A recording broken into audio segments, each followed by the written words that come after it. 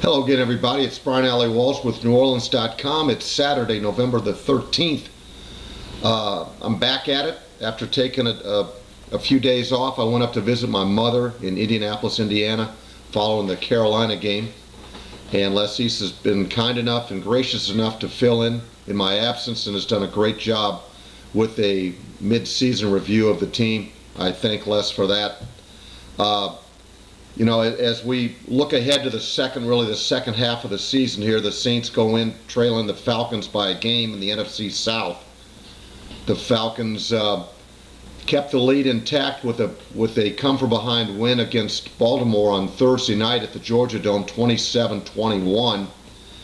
And so they'll take that full game lead into the the final section of the regular season here.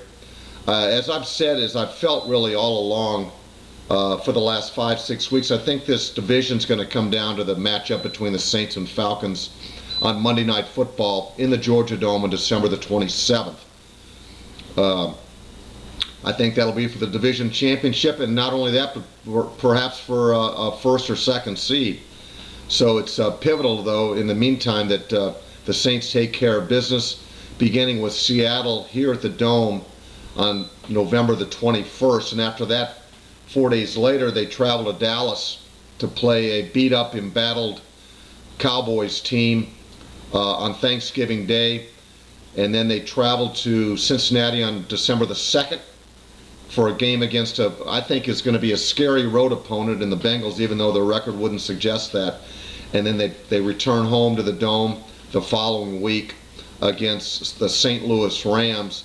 And then you look at the real meat of the schedule against Baltimore on the 19th, at Baltimore, and then, of course, with the Falcons on the 27th. So they've got some business to take care of between now and then. I'm going to just throw out some mid-season honors, if you will, even though we're approaching the 10th week of the season. At this point for the Saints, it's their break. My offensive MVP is going to go to Marcus Colston. And there's a couple of good choices here. Of course, number 9, Drew Brees, would be one. But, you know, I think Marcus Colston has provided a constant help throughout the first 9 games. Of 78 targeted passes, he's caught 54 for 592 yards and 2 touches. The yards place him 12th in the NFL among receivers, and the 54 catches place him 4th.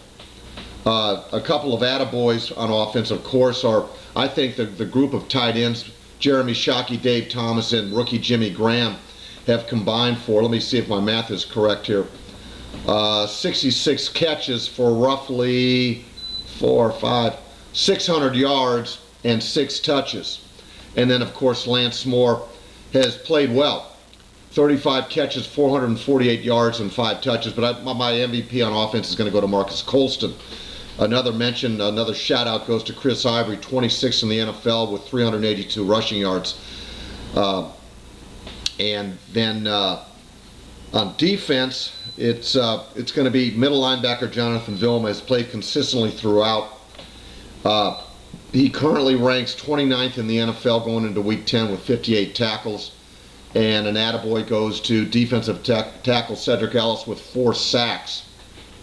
On special teams, I'm going to split it between kick returner Courtney Roby, who's also had a couple fumble recoveries, but he has averaged 24.5 yards in kickoff returns with a long of 39, and then Thomas Morstead is 4th in the NFL in net average among punters at 38.7 yards. So those are my mid-season MVP honors. There's a couple of things I want to just note. From a defensive standpoint, they're playing brilliantly under Greg Williams. They currently rank 3rd going into this weekend's games, allowing 277 yards per game. Only they lead in pass defense yards allowed at 166.3. I believe it's number 1 in the league in that category. But a couple of things that I want to note also is that things that they've got to address, I think, in the second half of the season here, certainly their rushing offense. They're ranked 24th in the NFL. They're averaging 93.7 yards in rushing, and that's really, I don't think that's going to cut it.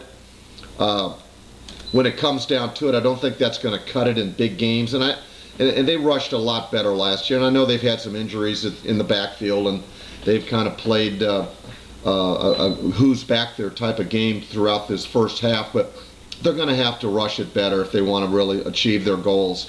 And that is getting the Final Four and to go on and to compete in the Super Bowl and hopefully win it. And then also red zone offense, where they're currently ranked 24th in the NFL. They're scoring roughly 4 touchdowns for every 10 trips to the red zone. And again, they've got to do better than that. They've got to get it into 60% range, I believe, to be real effective. So they obviously, the coaching staff is spending this off week, has spent this off week addressing their concerns. They self-scout at this point, looking for tendencies not only in their own but other teams and how they play them. And it's a good staff, and they'll come back fresh, hopefully, in a good frame of mind as they address the second half of the season. I will post a blog tomorrow evening, probably, or early Monday morning. First blog back. Our next access as a media corps will not be till Wednesday. I think the team, from what I understand, the team is going to meet between Monday, Tuesday, sometime in there, but our next access will not be till Wednesday. So, for Brian Allee-Walsh, I hope you're enjoying the bye week as much as I am, and we'll come back invigorated for the second half of the season. For NewOrleans.com, it's Brian Allee-Walsh. Aloha, everyone.